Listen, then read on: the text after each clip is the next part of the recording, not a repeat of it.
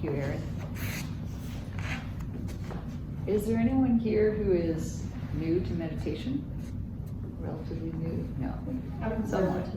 Okay, that's fine. It helps me with the guided meditation. So we'll start first with some meditation to help us settle in, because we've all been arriving. And then we'll have a talk, and I'm going to leave plenty of time for discussion and Q&A at the end. So please start by finding a posture that's upright and also relaxed. One that you'll be able to sit in for, 20 minutes or so. If you're comfortable doing so, you can close your eyes. In my tradition, we would meditate with our eyes closed, but if that's not typical in your tradition or it's not comfortable, it's fine to have them open and just gazing down softly in front of you, not really at anything in particular. And just take a moment now that your attention is more drawn inward to sense that you have arrived. You can let go of any energies or thoughts that are associated with arriving, getting settled, and just allow yourself to be here and to be supported by what you're sitting on. So you can bring your attention to your seat on the chair or on the cushion, and your legs or your feet against the floor.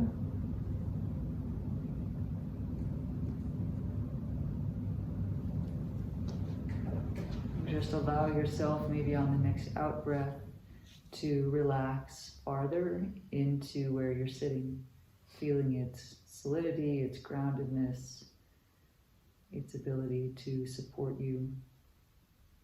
And see if you can just let it do that.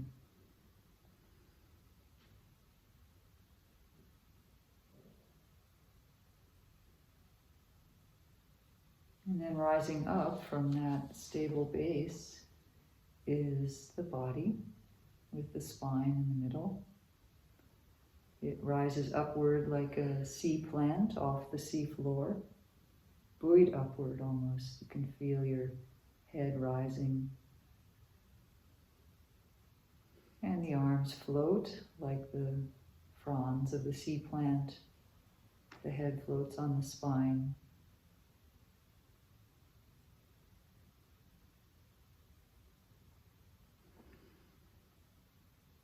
And we can begin to soften into this posture. So softening the expression on the face, allowing the muscles of the forehead and around the eyes, around the jaw to soften, letting your face be soft. Softening the eyes and the eye sockets.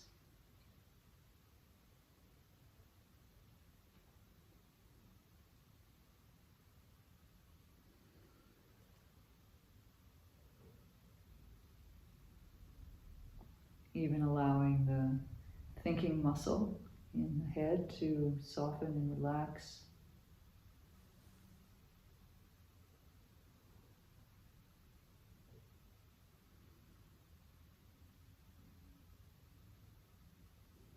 And down through the neck muscles, into the collarbone, shoulder joints, softening down the arms.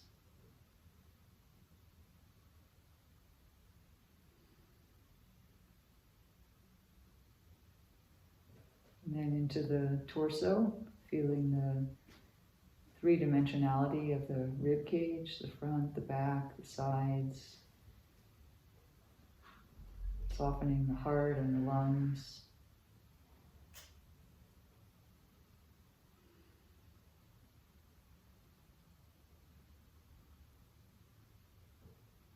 Releasing the diaphragm.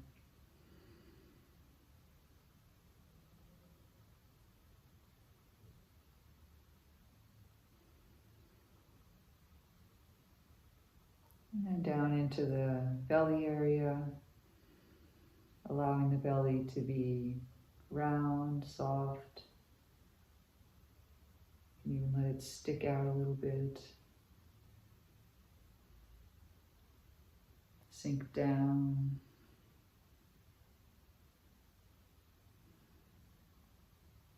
And down into the hip joints, groin muscles.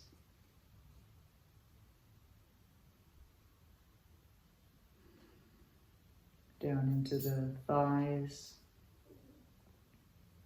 knee joints.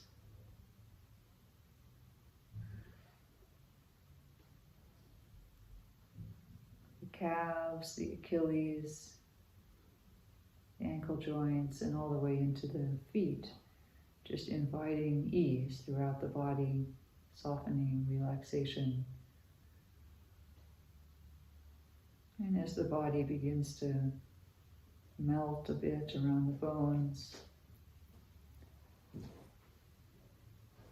you may actually feel that it's easier for the spine to be straight.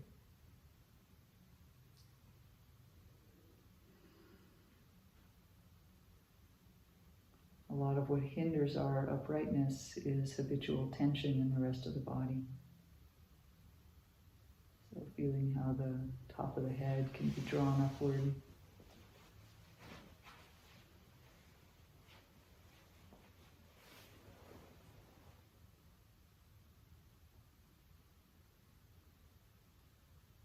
And gently allowing the attention to settle onto the in and out breathing.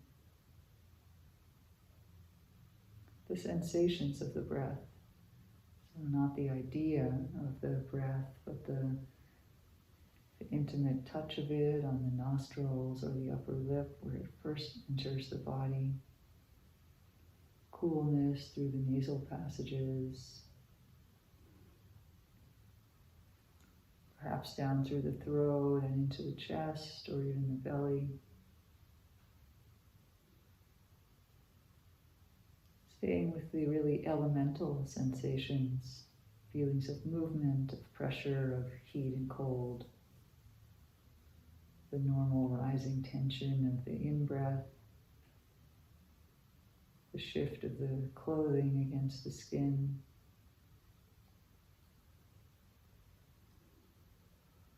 And at some point the in-breath stops and there's a whole different cascade of sensations on the out-breath. Getting interested in these little subtleties of the breath and just allowing that to bring further ease and flow into the body.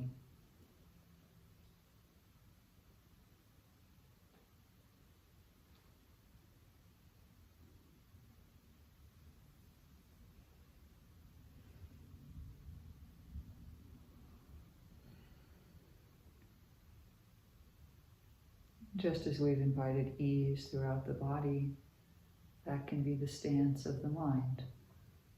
Alert, upright, and relaxed, and receptive in the mind.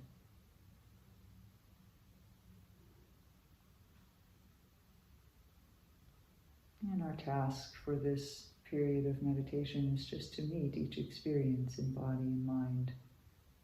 Allow it to have its life and pass on. Just staying with the breath as an anchor if that's useful.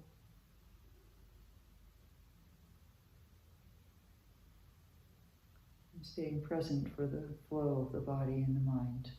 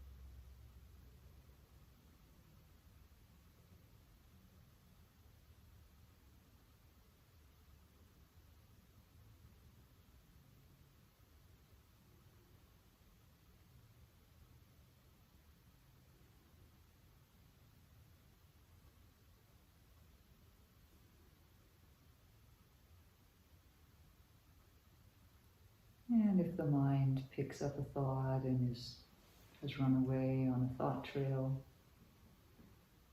it's no problem. As soon as you realize that, you're already back. And just catch the next in-breath, feeling those elemental sensations in the body, reconnecting.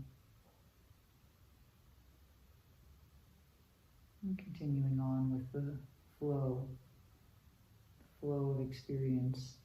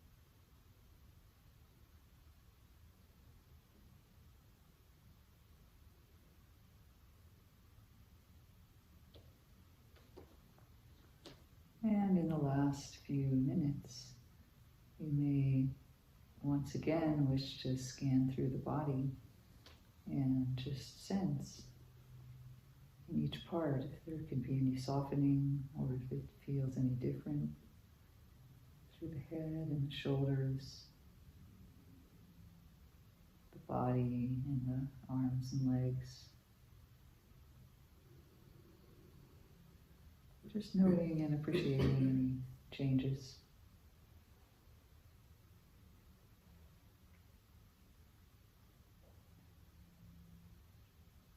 And again, returning attention to the sensations of the whole body sitting.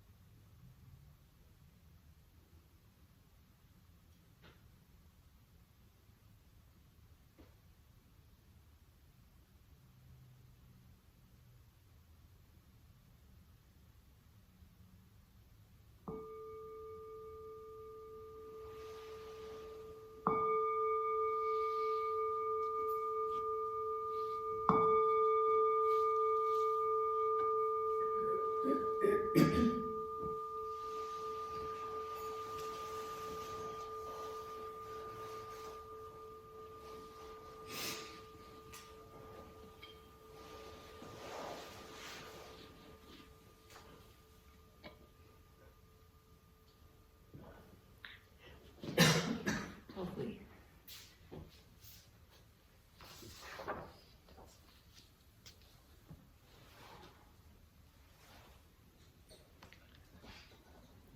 So when I talked with Aaron about doing this series, he said it would be useful for me to talk about my sort of inspiration and practice and some of my teachers and something about my path, that sort of thing. So I'm from the Theravadan tradition and Aaron is from the Tibetan tradition. So I thought we kind of split the difference, at least historically, and I would give something more from the Zen tradition. So in the Zen tradition, there's this idea of what's called a way-seeking talk, which people are supposed to give at some point, usually when they've been practicing for a little while, and the teacher feels like they might have something to say. I don't know if I have anything to say or not, but I thought I could say a little bit about these things.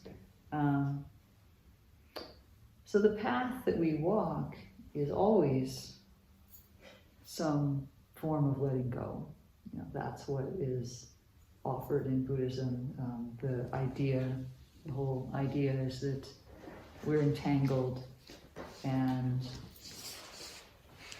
also the fact that we're clinging and wanting things and going after things and struggling with our life is the reason that we feel like there's something challenging about living the human life, which of course has natural amounts of suffering in it, but we add to it through these other things. So our path is one of letting go, of freeing the heart, of untangling our tangles. And once someone said to the Buddha, they asked him a question, they said, "A tangle within, a tangle without. People are entangled in a tangle. Gautama," that's the name of the Buddha, "Gautama, I ask you this, Who can untangle this tangle? This is from the Pali Canon, written down 2,000 years ago, from teachings 2,600 years ago. So people were feeling tangled even in ancient India, and I feel like we can still relate to that right now. So sometimes, our path looks like a zigzag line. We're doing this and we're doing that, we're letting go here, letting go there, learning about this and that in order to free the heart. And other times, other forms of the path are maybe that we have one thing that we're sticking with. And, we do that one thing again and again for years and decades, and all of our difficulties beat against this thing, and we never give in. We always just keep doing that. And in that way, things fall away until eventually we can let go of, whatever the main thing is. It sort of doesn't matter if your path is eclectic and zigzag or if it's linear and focused. The point is to eventually learn to let go. Any kind of path is fine. The only problem comes actually when we decide that it needs to be one way, and that we decide in advance that we're going to have our path be a certain way, or this retreat is going to be about a certain thing that I'm working on. It doesn't usually work that way. Instead, we may have to change along the way. And in fact, we only find our path by listening internally. And that is one of the lessons of the path, is to learn to listen in that way. It's not easy. There's this poem by William Stafford called The Way It Is. There's a thread you follow. It goes among things that change, but it doesn't change. People wonder about what you were pursuing. You have to explain about the thread, but it's hard for others to see. While you hold it, you can't get lost. Tragedies happen, people get hurt or die, and you suffer and get old. Nothing you do can stop time's unfolding. You don't ever let go of the thread.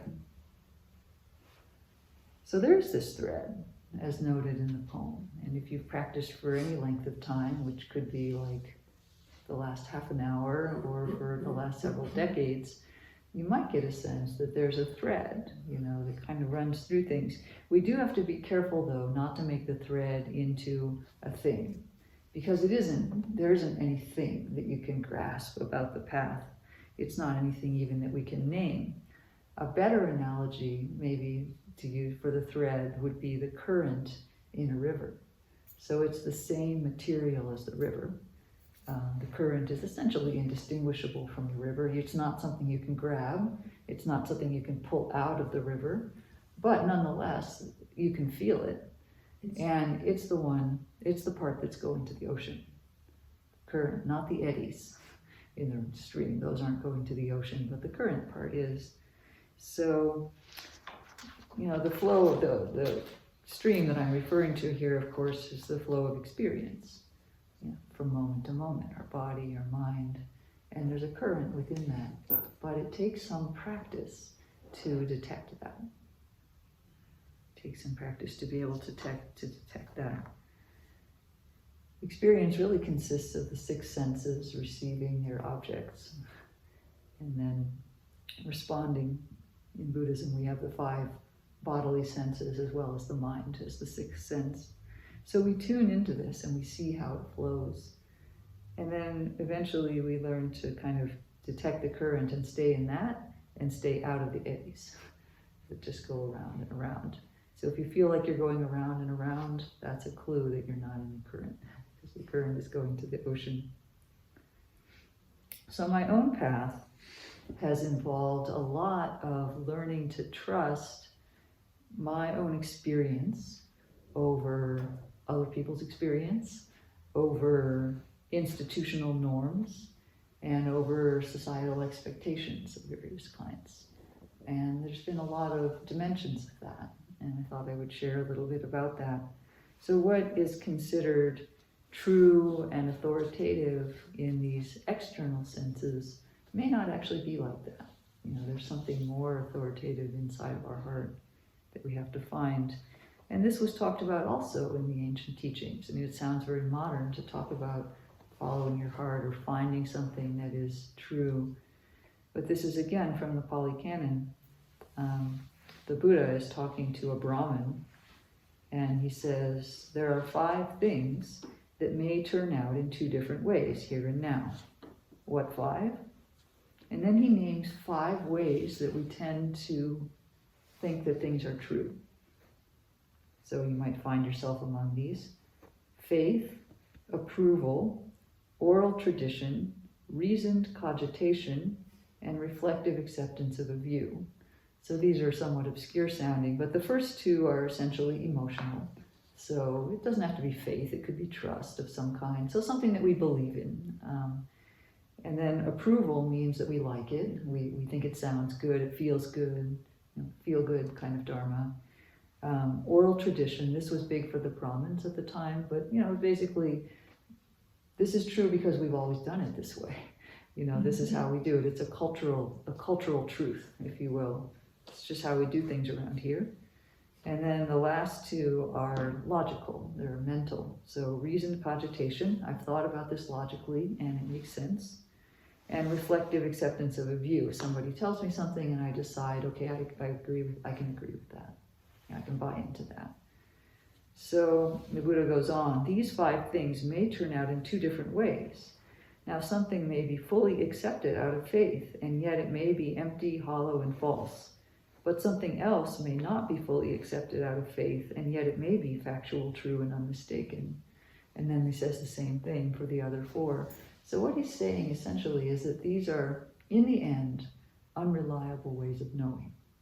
And it's a very interesting sutta because it's a long one, and this is kind of the core of the teaching. Well, this is one of the main teachings in it, is what do we consider authoritative? And he then gives a teaching where he talks about the path, and he says, you start with something, some idea that you want to walk a path, and then you do the practices, and you eventually arrive at what he calls direct experience. And direct experience is what he considers to be the only authoritative way of knowing, is that you have directly understood that something is true with your own being. However, he doesn't actually say these 5 ways of knowing are wrong. You notice he says they may turn out 2 different ways. They're unreliable. But in the process of the path that he describes toward gaining direct knowledge, he uses 2 of them. He uses both faith and reflective acceptance of a view. So he suggests that we have to place some trust in something, somewhere that we don't know, if we're going to get somewhere we're not yet. So that is an acceptable provisional way of knowing. And then along the way, we may use other things also, things that we like, things that are culturally true, things that we've logically thought about. And he also says that we should reflect on the teachings. If you go and hear a Dharma talk by somebody like me, I hope you're not just believing everything I say. It's encouraged that you reflect on it and think about it. Does that make sense for me? Is that going to work for me in some way? It still may or may not be true, because we can be deluded. We can think something will work for us and it doesn't. But it's good enough along the way. And at some point you decide that you have enough trust and reflective acceptance of the teachings that you're going to do the practices. And that is what will lead you to direct experience. So, to give kind of a blunt example, what is direct experience? All of you know that if you put your hand in boiling water, it's too hot and you're going to pull it out. Somebody could tell you that. They could say, this is very hot. If you put your hand in, it's going to hurt. And you might say, well, I have total faith in Kim. Everything she says is probably true, so I think that's right. And so then you go tell everybody, you put your hand in hot water, it's bad news. So that would be accepting it out of faith. Or you may logically say, well, I've heard that water is 100 degrees C and my hand is, only, I don't know what it is, 28, 30 degrees C, so 32, whatever the body temperature is in Celsius. So, that's going to be way hotter than my hand, so it's not going to work. That would be kind of a logical way. But the way that you really know that hot water is too hot is that you put your hand in and you go, whoa. So in the same way, we touch our own suffering and we say, whoa, I feel that. can't just think about your suffering. You can't just listen to somebody else saying you need to let go of your clinging. And you say, okay, I believe that. You actually have to touch the suffering, feel the pain of it, and then the mind will let go because it knows. So that is what's reliable. And then somebody says to you later, oh, you should do this. You should get angry about this. And you say, nope, I already know. I have meditated carefully on my anger, and I know that that's pain inside before I even tell anybody, get mad at someone or hit them or whatever. So you know, and you're not going to do that again. You may still slip a few times, but so that's how we know. So using that as a basis, there's still many ways that we have to learn this again and again. We have to come to direct experience in a lot of different areas. So my root teacher is Gil Fromsdal, who I met in 2004. He's primarily an insight teacher, but his original training was in the Zen tradition, so he kind of has both of them. I had already been sitting on my own for almost a year by the time I came across him. And I had discovered a small sitting group in the last few months, still not Gil's, but then eventually I went to Gil's center and I met him. And I had an interesting experience where when I was introduced to him and he looked me in the eye and said, oh, hello. I mean, in some sense it was a normal introduction or greeting to somebody. But I had this strange feeling that I had known him for a long time and that I had seen him before. And this is surprising because at the time that happened, I was not the kind of person who would have experiences like that. But this is said sometimes to happen with spiritual teachers. So I would say that I wasn't following him because, he had some kind of charisma or was well known. It was really, I was basing it on my kind of direct experience of what I felt in his presence. I was like, okay, this person knows something, and when I follow his instructions, things seem to work well. So that carried me along. I've observed over the years that my feelings toward teachers change. Some of them I get closer to, some of them I get farther from, some of them I meet and I think, that doesn't feel quite right to me, not because there's anything wrong with them, but it's just not in resonance for me. Other ones I meet and I think immediately, So I've learned to kind of trust that feeling because I now have enough practice to kind of know what I feel like is going to be useful for me, the next step on the path.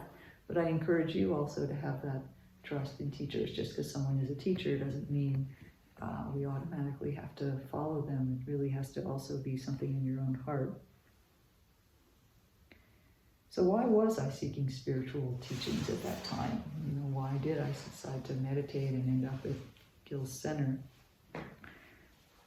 I guess the sort of surface level reason, I'm a little bit loath to give reasons since I see there's so much interconnected with the path and all these things that are coming through and expressing in different ways. But my immediate reason at the time is that I was having some difficulties with my health, specifically a condition that had a lot of pain and neurological symptoms that were not detectable by medical tests, which was strange for me.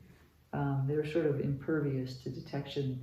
So I had things that I had been an athlete and I couldn't, I couldn't run, I couldn't do various things, and this was difficult for me. But every test I had was negative and said, no, you don't have that, you don't have that. So in a sense, that's good, but it was unsatisfying to me. So I couldn't even sit still without pain, much less run or do athletics. So I had to go through a lot of psychological issues with this also. Was I just crazy? Was I, some of the doctors suggested, oh, this may be kind of psychosomatic. And to me at that time, the way I understood things at that time, that was sometimes a sign of weakness or craziness or something. I didn't really want that. Maybe hypochondriac tendencies, which I didn't think I had. So there was a lot of kind of internal shifting that had to go on. After years and doctors, there are many different doctors, there did come a powerful moment where I suddenly realized that I was going to believe my own experience over what these rational medical tests were saying. That was that was what was true for me, and that was what I was going to believe. This may not sound that radical now, and it doesn't sound that radical to me now, but at the time, I had been trained my whole life before that in science. I had been a scientist, and so I believed that this is all about third-party verification, and things need to be able to be detectable and measurable in some way. And it wasn't good enough, to just go with my own feeling. I wanted to have some trust of outside medical authorities in a sense. And I still have a fondness for science. I still love it, and I always will, I think. But I now know that it doesn't have a monopoly on truth. It's not the same thing. This was a major achievement, I would say, for somebody with a rational scientific view to realize that first-person experience can be more important than that under certain circumstances. I'd say it took a lot of courage for me to come to that conclusion. So that was also my first understanding of the power of the mind in shaping experience. And what we believe has a huge effect, actually, on our body and our mind. And I was much more rational and factual based before then, and really thought that there was kind of a single external reality that was the way it was, and we could learn to detect that, and the closer we could get to detecting that objectively, the closer we were to what was the truth that mattered. And I would say I have a more flexible view at this time. So shortly after I had that insight about deciding to trust my own inner experience, I think that was kind of when the conditions came together for me to meet Gil. So I wanted to share also this poem by Liesel Mueller for its assertion of first-person knowledge. It's called Monet Refuses the Operation. So some of you may know that Monet had severe cataracts later in his life, and he actually chose not to have cataract surgery for them. I don't know if it was as good then as it was now, so that might have been a wise decision anyway. But this poem is what this poet imagines he was thinking. Doctor, you say there are no halos around the streetlights in Paris, and what I see is an aberration caused by old age, an affliction. I tell you, it has taken me all my life to arrive at the vision of gas lamps as angels, to soften and blur and finally banish the edges you regret I don't see, to learn that the line I called the horizon does not exist, and sky and water, so long apart, are the same state of being. 54 years before I could see Rouen Cathedral is built of parallel shafts of sun, and now you want to restore my youthful errors, fixed notions of top and bottom, the illusion of three-dimensional space, wisteria separate from the bridge it covers. What can I say to convince you the Houses of Parliament dissolve night after night to become the fluid dream of the Thames? I will not return to a universe of objects that don't know each other, as if islands were not the lost children of one great continent. The world is flux, and light becomes what it touches, becomes water, lilies on water, above and below water, becomes lilac and mauve and yellow and white and cerulean lamps. Small fists passing sunlight so quickly to one another that it would take long streaming hair inside my brush to catch it, to paint the speed of light. Our weighted shapes, these verticals, burn to mix with air and change our bones, skin, clothes to gases. Doctor, if only you could see how heaven pulls earth into its arms and how infinitely the heart expands to claim this world, blue vapor without end.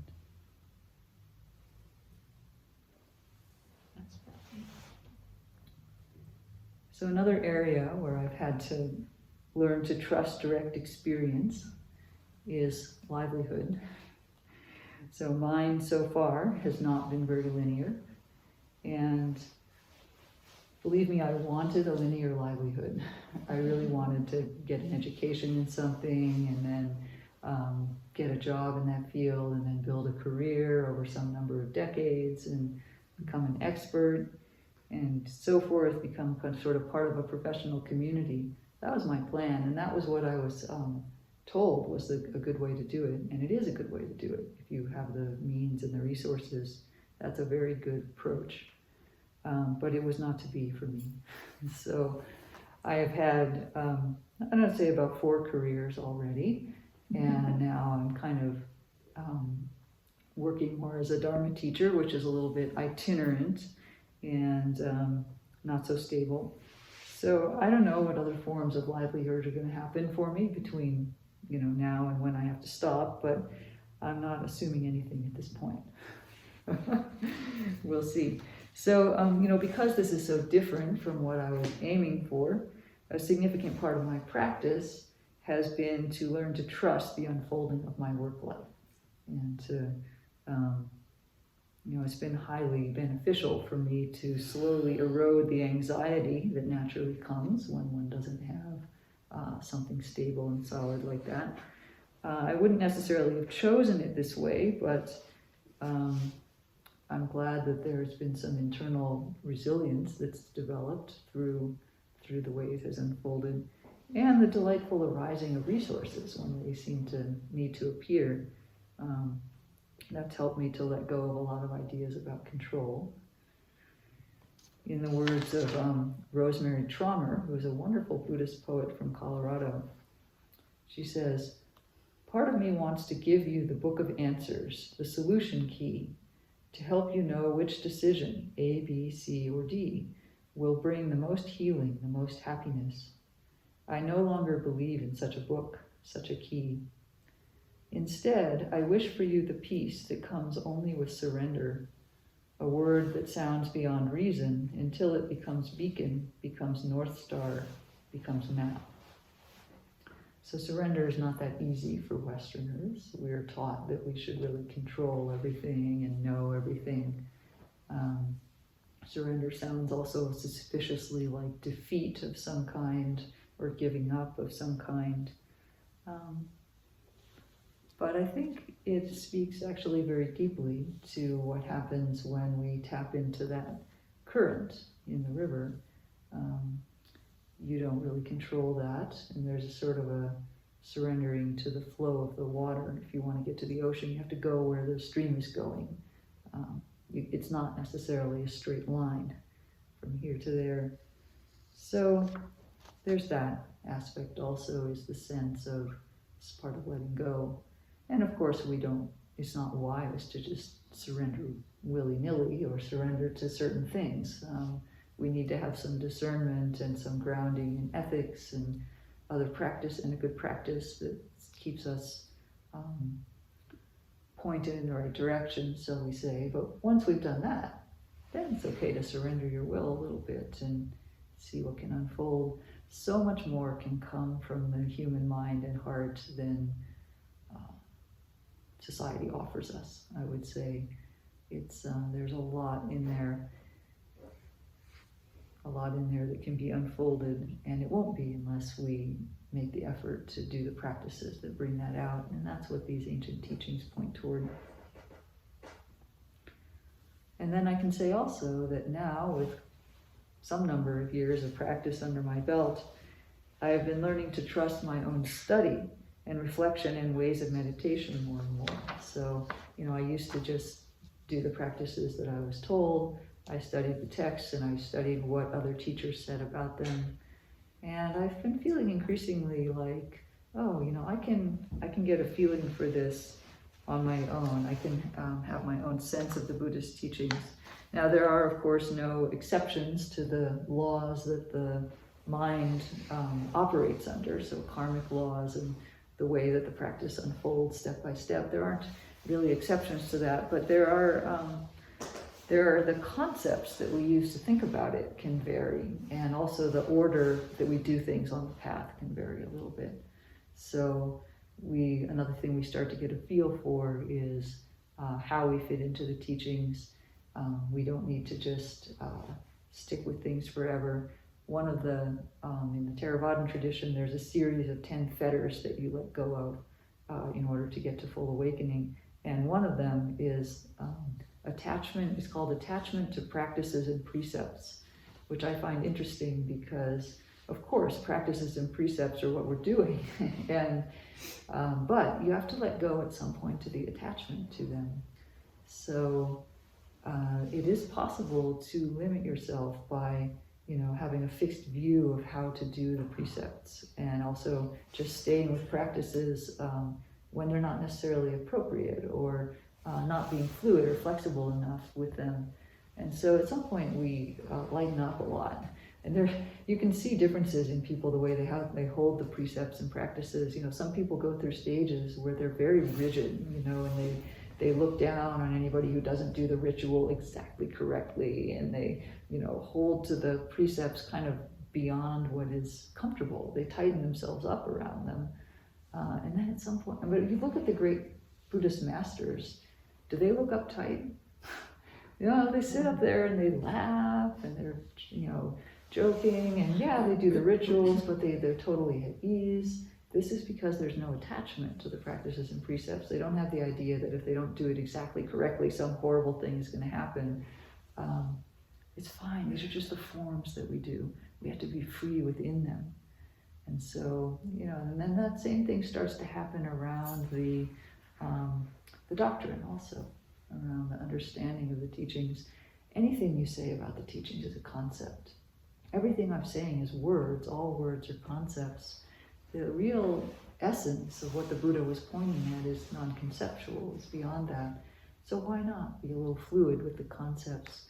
My point in trying to say words is to help influence the heart, to help bring something out, let something go, something. So I'll use the words that bring about those changes to the degree possible. And the way that I've learned to understand inside myself helps me to then help to teach others in that same way. So, in other words, everyone has to find their own path. Sorry. Where I said at the beginning that we're learning not to trust other people's models, outside authorities of various kinds, and societal expectations. So it's natural along the path that we try to imitate people that look like they're farther along than us, and that can be skillful, to imitate the generosity of someone who's very generous. Oh, I should be more like her. But the actual path that you're walking comes from within, and so that you have to find yourself. So this has also been a great learning for me, is to start to have that first-person trust of what's unfolding. So I'm coming now to call myself a modern-day contemplative. That's the word I like. I kind of live like the yogis of old who would sit up in the caves reading their books, but I do pursue a lay life here. But I like the word contemplative because I'm still very inspired by these ancient teachings that have been echoing now for over 2 millennia, and I do my own little tiny vibration to continue that echo. So I'm not sure if I have any deep wisdom to offer, but here are a few things that I've learned from kind of stumbling along my own path. This fall, in my various reading and watching of things, I noticed that I've been kind of playing with mental extremes. So I watched the movie about Lincoln that came out a few years ago, and I read some of his eloquent speeches. So this is a sort of a cultural hero, Abraham Lincoln. And then I read the book by Peace Pilgrim, which was, by the way, compiled by a bunch of her fans who live in Santa Fe. But she was a wonderful, I don't know if some of you look like you might not recognize the name because she was before your time. She was even a little before my time. But she began in the 50s, I guess. She had been a spiritual practitioner her whole life. And in the 50s, sometime, and then she cast off all of her belongings and just started walking around this country, dressed in simple navy blue clothing and wearing a sign that said Peace Pilgrim on the front. And she just walked for peace, and she only ate when people fed her, and she slept only where people offered her places to sleep, and if they didn't, she'd just sleep in the grass or in a park bench or something. And everywhere she went, she talked to people about peace and how great it was to be peaceful. And she envisioned herself as a more of a Christian language that she used, but nonetheless, she was quite an amazing person. She died in the 80s sometime. So she's kind of a saint, essentially, a modern day life of a saint, wandering saint. And then I also read Viktor Frankl's account of life in a concentration camp. I think it's called Man's Search for Meaning, and the need for people to have meaning. And he gives first-person descriptions of what it was like to live in a Nazi concentration camp because he was imprisoned there. And he came out and became a wonderful psychiatrist afterwards because he really understood the human psyche and he saw it under its most extremes. And then I'm a little embarrassed to say that I watched 15 episodes of Orange is the New Black. And, the first season was very good. So that's, for those who don't know, it portrays life in the American prison, women's prison, following some characters through. And it really, I have to say the later ones I didn't like as much, but the first season was excellent, and it portrays what a psychological minefield prison life is. You know, you're in this fishbowl, and the people there are very tricky psychologically, and also a little bit psychopathic. And so, you know, it's a really difficult situation to live in. So I realized I was kind of looking at psychological extremes, from the saintly to the challenging, shall we say. And I started to realize that psychological extremes are kind of the norm in our cultural fare. This is what we like. We want this, you know, kind of edginess of extreme heroism or extreme suffering or psychological complication. We're drawn to various aberrations, shall we say, be they positive or negative. And so I started reflecting, well, this is kind of interesting, but what about just the regular people? So many people are living good lives. Maybe there are even people who have let go quite deeply, living among us. And they just live peacefully, tranquilly, as regular people, and have an influence on almost everyone they meet, but not in the kind of, you know, letters on your jacket like Peace Pilgrim, but just the regular people. I've come to think that these folks play a critical role, actually, in the fabric of life, kind of like interstitial fluid in the body or something, you know, cell walls. Nothing very glamorous that you would really want to make a documentary about, but essential nonetheless, and pervasive, touching everything. So somehow I think cultivating, you know, sometimes we worry that we're doing our practice and it's just for us, or if I really want to express my practice, you know, how I'm going to express the Dharma that I've learned so much about. Oh, I should go out and be a political activist. I should go out and, you know, start a huge nonprofit. I should do something really amazing. I don't know. I think there's a lot of people who have done a lot, you know, just actually having a very free mind in a very simple way has a bigger impact than I think we know in the overall consciousness out there. And we don't need to, you know, the idea that we need to do something grand is just more clinging and craving to do something. So I think being part of the solution, not part of the problem, and including, you know, our thoughts as well as our speech and our action. Just having good, simple, kind thoughts has a huge impact on the world. So the real secret, I would say, is to have a practice. That is what matters, to have something that we do, some guidance, something that we hold ourselves accountable to every day, where we're trying to be present, trying to put ourselves in the position of realizing some of the greater human potential that we have, and which it may not be drawn out if we don't keep ourselves to some kind of a discipline. So that's kind of it. To view life as a process, as a practice, as a refinement, And it's not something that's controlled by our will. Oh, I'm going to become X by next year. I'm going to create my life plan. I'm going to create my, stretch goals or whatever it is. But to have a steady practice that we do again and again. The philosopher Peter Sloterdijk, who wrote a very strange but fascinating book called You Must Change Your Life, said he divided the world into two kinds of people who have a practice and people who don't. And it almost doesn't matter what, yoga is fine, Buddhism, meditation, prayer, contemplation, walking the labyrinth every day. There's people who do that, or having like carpentry, something that's a craft of some kind, where you really have to submit yourself to that discipline, as long as it's ethical. It sort of doesn't matter. There's people who do that, and then there's the people who are kind of not doing that, and we know the difference. We can divide people in our lives, right? Not that we're trying to create, dualisms or anything, but he just noticed that this is an interesting division between people, and it has a big impact on how your life unfolds over time. So practitioners and non-practitioners.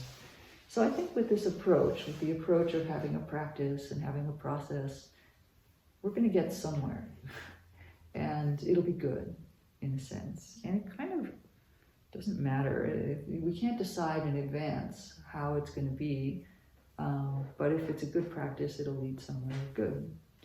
And remember I said at the beginning, the only problem with a path is when you decide what it's going to be. Otherwise, any kind of path is okay for you. Might be easy, might be hard. I don't know that we get to choose that either, but having a practice. So what is your practice? What do you do? Are you willing to follow your thread? Regardless of how it flows, regardless of whether it's approved of by society or by other people or institutions. Because I think only the current goes to the ocean, nothing else.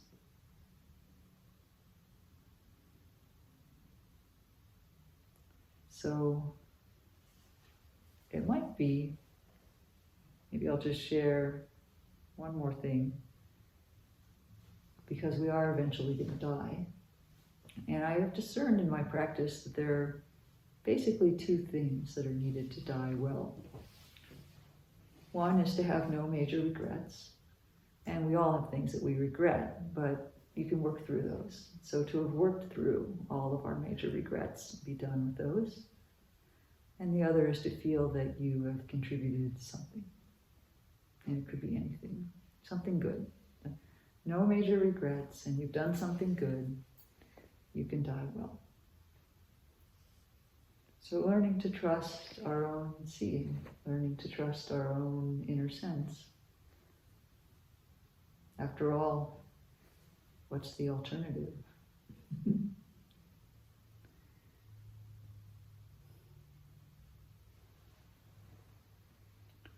Yeah, so these are my thoughts for this evening, my way-seeking talk, if you will.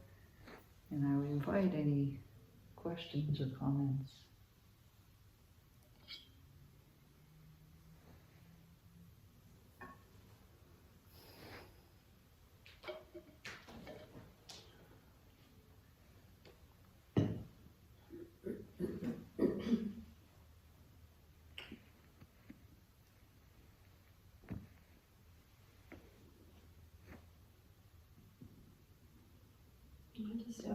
I don't think I've heard being accountable in the way that I heard it tonight.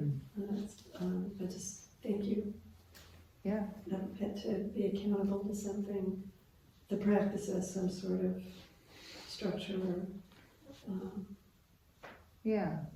A lot of practice is about taking responsibility in a certain way, and sometimes words like accountable or responsibility sound like downers, but it makes a big difference, because we see the difference between people who do that and people who don't. I see it sometimes as guidelines. Mm-hmm. Like a guide, something I can check in with, or that guides me, that kind of brings me back when I'm out taken off somewhere. Exactly. Sometimes. I'm lucky. Yeah, great.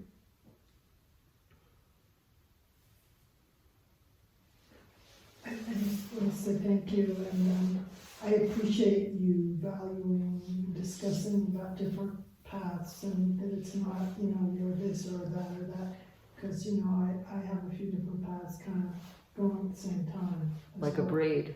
Yeah, exactly, it's like a braid, and I think, I have a teacher who's not in the body, Crawley Baba, I don't know if you're familiar, but, Yeah, I heard of him. okay.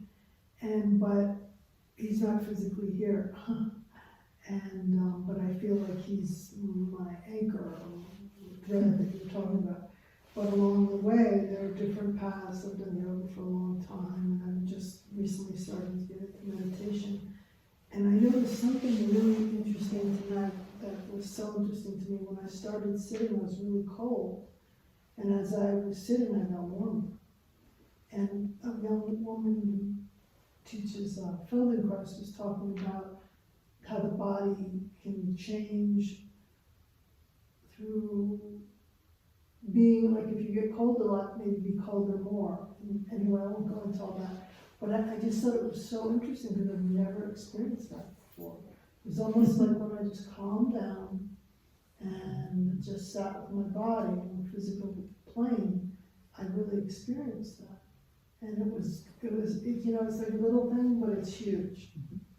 And so, I have done a lot of bhakti practice, different things and different practices. So anyway, I guess what I'm just trying to say is I really value saying that it isn't like a direct line out of this. Not necessarily, some people are, a Zen or this or that, or only bhakti or only that. It's kind of eclectic and trusting your own path and where and how that's leading, and where I don't know where it's going to take me, but I'm here, be here now, right? Here you are.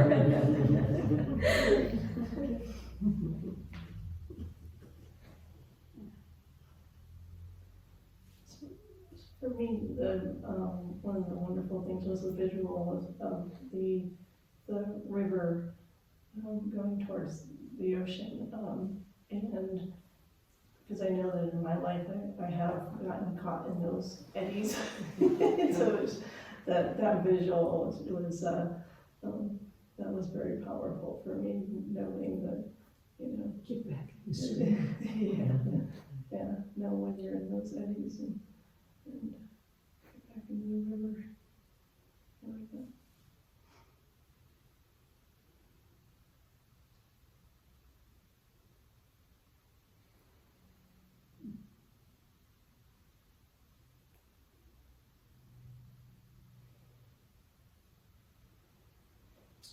Coming up for me a little bit, the thought about self-doubt. Could you talk about how self-doubt can kind of sabotage the fact that your practice, you said the secret is to have practice, which I think is perfect way to state a nice summary. Could you talk about how self-doubt could make that seem like that's not good enough for your experience, or how to work with that?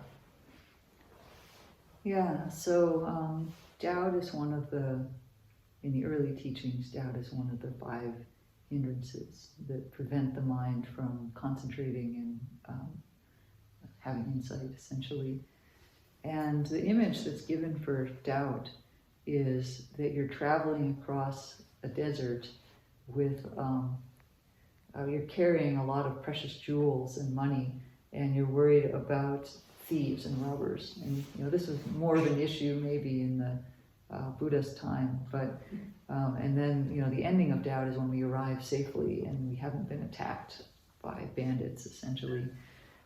So I like this image because we carry, our practice is so important, right, and so valuable, such a treasure, and our heart is a huge treasure, and our mind, it's all there, but it can be sabotaged by bandits, if we will, if we allow it, in a sense. And so I think, there are ways of there are kind of two approaches to doubt. One is, well, multiple approaches. One is that you find some way to acknowledge and again believe in the treasure that you're carrying. So talking with a teacher, reading texts, in some way using outside supports to help bolster the confidence that isn't there. So that's kind of the counterbalance approach. And then in the, more from the Zen approach, you might, I don't know if it's Zen or not, but it sounds like it should be, is that you haven't taken your doubt far enough because you didn't doubt the doubt. So a thought of doubt comes and you believe it. Why did you believe that one and not the other one? So doubt the doubt. Yeah. Does that help?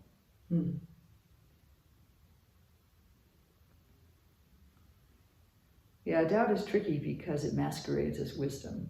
It comes in and it tells you very logically why this or that can't happen, why, you're not the kind of person who could do such and such. And it all sounds like it makes a lot of sense, but it doesn't actually make any sense because the laws of the mind are impersonal. There's no way that you could be the wrong kind of person. Yeah.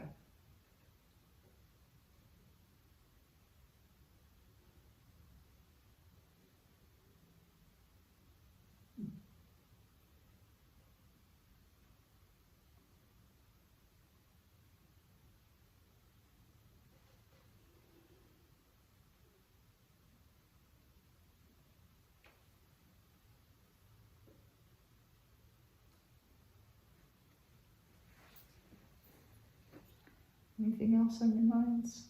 Any questions about the Dharma?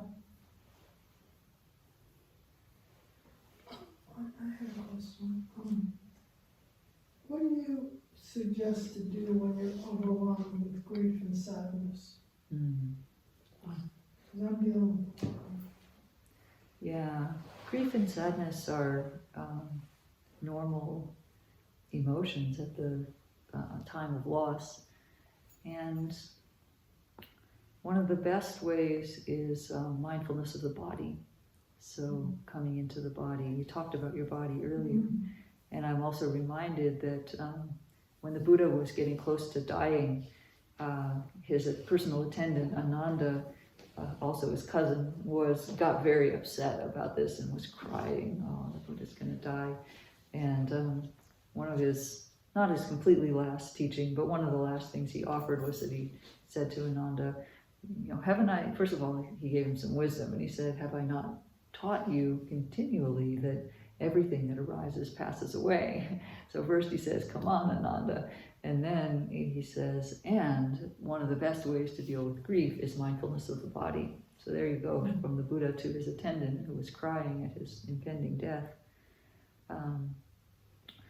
And I found this to be true for myself also, is that the breath, the force of life is really helpful to feel flowing through as much of the body as possible. It has a way of kind of integrating and tying things together, whereas grief has a way of separating and solidifying parts of the body. So any part that feels solid, just gently passing the breath through it if possible. And also with grief, there's just a need for a lot of patience and space. In fact, grief is similar to the path in that it's nonlinear and it's not controllable, and it just plays itself out as it does. So also don't underestimate the power of skillful distraction. We don't need to feel like, oh, I need to be, perfectly working on my equanimity all the time, or working on my compassion or my love. What can I do to deal with this particular instance of grief? Go out with your friends, cook a good meal, go to your favorite restaurant and get a muffin, whatever. Go for a walk. Nature is good. So just give it a lot of space. Yeah. I hope that helps. peace.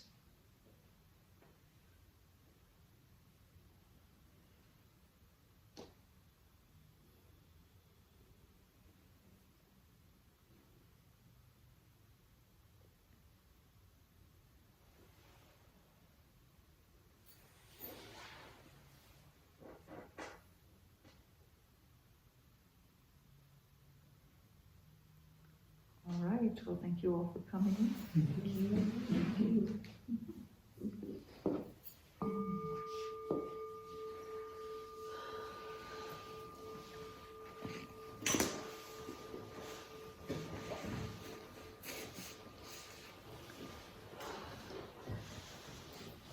Back out to the world.